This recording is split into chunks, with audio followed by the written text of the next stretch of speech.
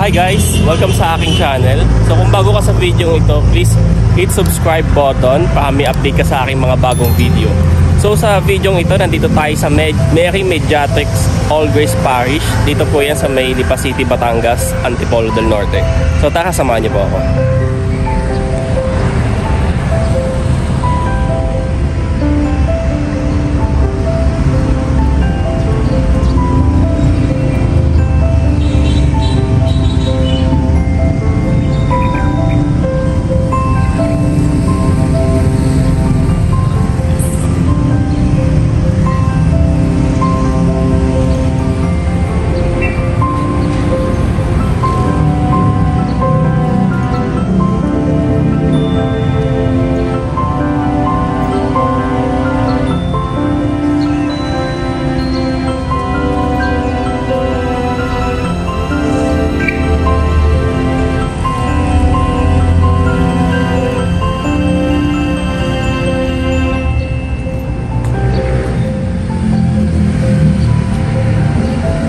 Tingnan po natin nakasulat dito.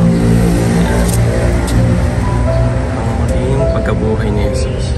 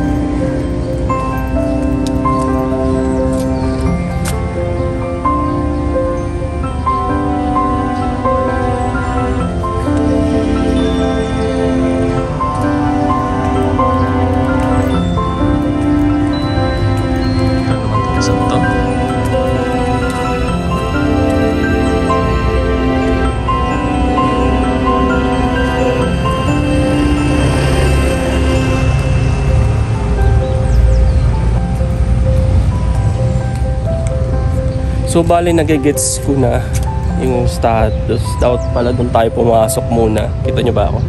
Doon muna tayo pumasok sa main, yung entrance pala doon pala. Sunod-sunod yung pagkakatingin natin dito sa bawat litrato or sculpture na nakikita natin dito. So bali dito, wait.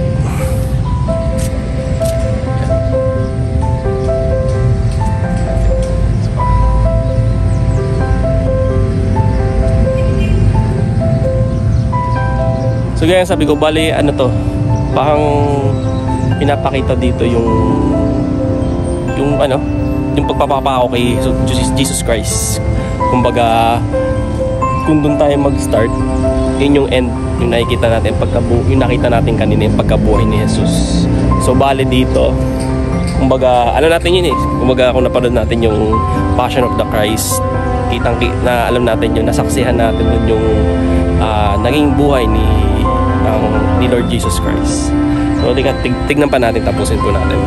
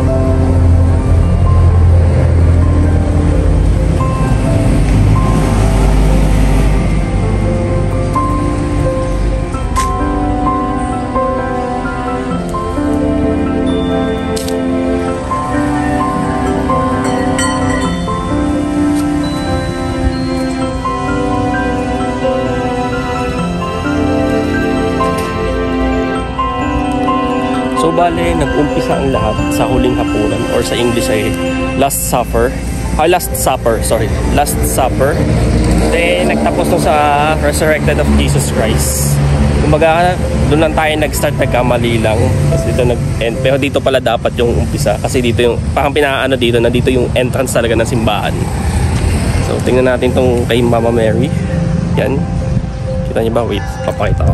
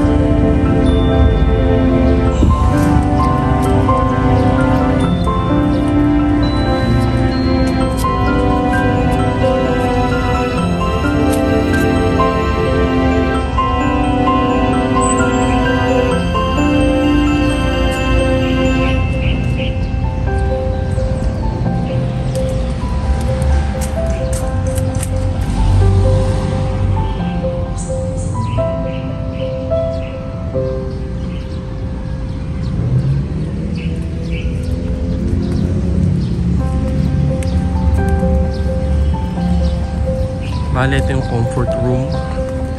And ito yung CR nila. Isa sa lalaki, saka syempre isa sa babae. Tignan kung taon na ito.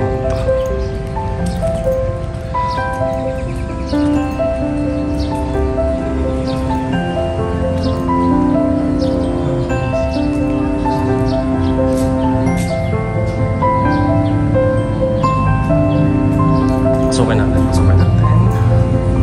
Yan.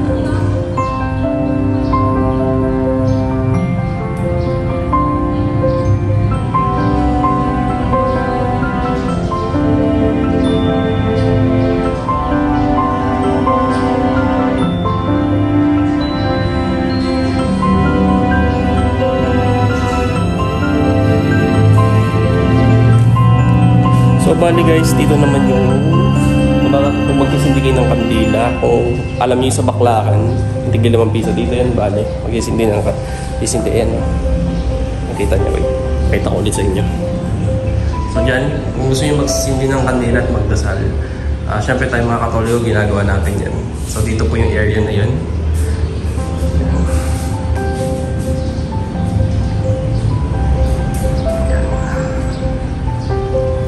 Chapel of Life.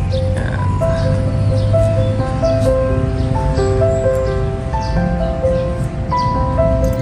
subukan po natin pasukan yung loob.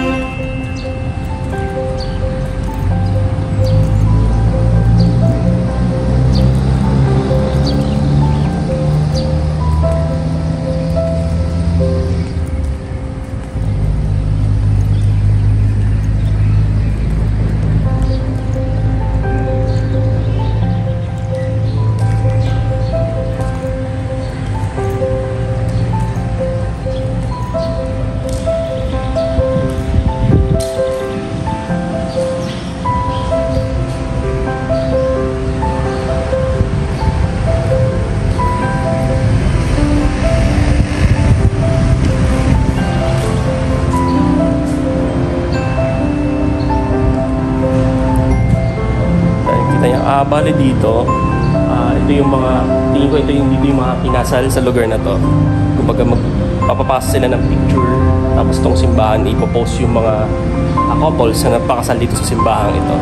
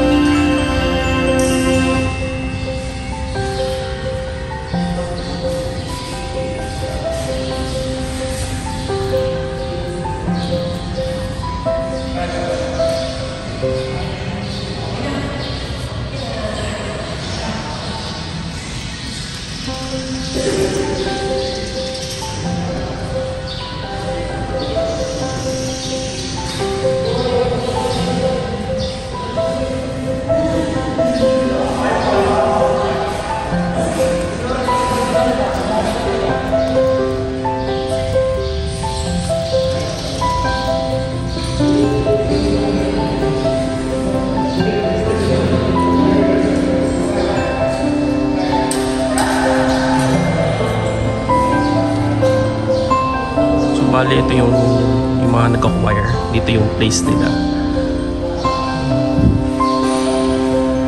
Tapos na sa may mga red chair, dun yung mga ibang servant ng simbahan ito.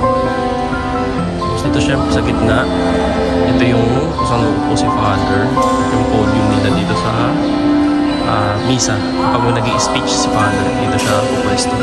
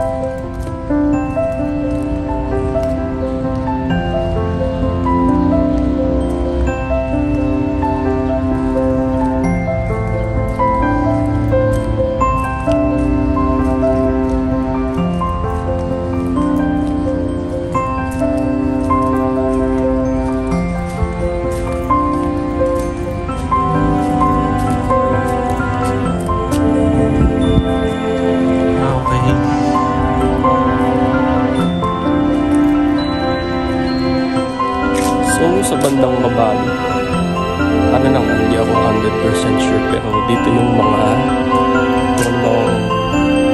ibang servant na simbahan, yung mga malalayo, dito na sila tutuloy. O di ka, o mismo si Father, kung minsan pag mimisa siya kinabukasan, hindi ko sure 100%, pero base sa pagkakaano ko, dito yung pang headquarters niya.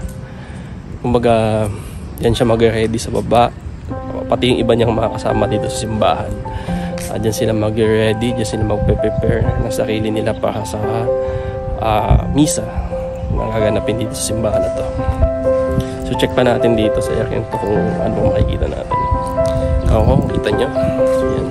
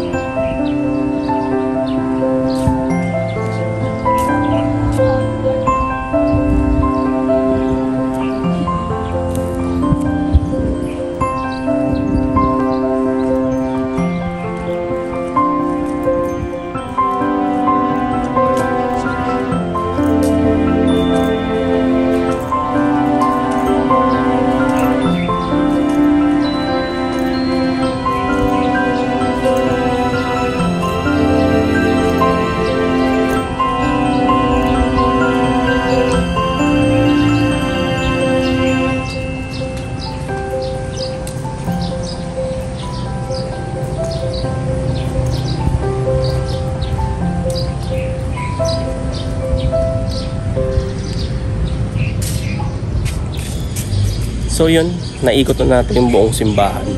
So bale, yung area hindi ko na masyado kasi may mga naglilinis sa loob. Baka maabala ko sila. Sobrang busy nila. Actually hindi nga ako nakapagpaalam sa kanila na mag-video. Pero ginawa ko na lang, hindi ko sila masyadong kinunan para makapag-focus sila doon sa ginagawa nila. So, ito, simbahan na yun yung Mary Mediatrix All Grace Parish. Dito yan located yan dito sa Antipolo del Norte sa Lipa City, Batangas. So kung gusto yung gusto yung mag-try ng ibang simbahan, try itong simbahan to, okay to. At yun, recap, inikot ko lang naman yung buong simbahan. Sana nag-enjoy po kayo. Salamat sa inyong panonood at magkita-kita tayo sa next video.